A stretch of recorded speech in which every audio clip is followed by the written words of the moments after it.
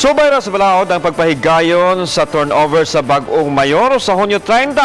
Samtang Lapu-Lapu City outgoing Mayor Radasa misubalik sa pasangil bato sa incoming mayor nga uncooperative ang iyahang administrasyon. Siloan Merondina sa exclusive report. Andam na ang tanang mga dokumento nga gikatahong i-turnover sa transition team sa kasamtangang administrasyon ngadto na sa transition team sa incoming administration karong Hunyo 30 sa alas 8 sa buntag. Kini ang gibutyag ni Jonah Pino, OIC DILG Lapu-Lapu City. Matod ni Pino nga niadto pang katapusang semana sa buwan sa Mayo nasabutan sa duha ka transition team nga sa Hunyo 30 pa ang formal turnover sa mga dokumento base sa lagda sa DILG.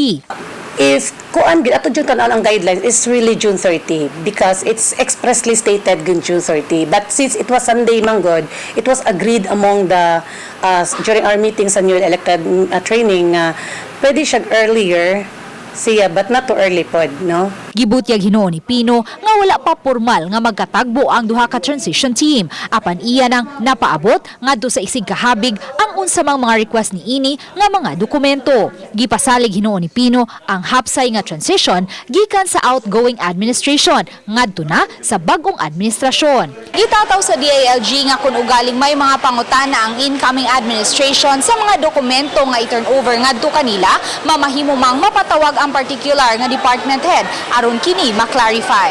Ideally nindot jud untang maglingkod, no, ang both transition and even the DILG would nindot maka-help gid siya to talk, to discuss unta. But in case the transition team or the other transition team is dili jud siya makalingkod gyud, then our office is dili man siya makapugos. What we are after is really the documents and the turnover will be conducted.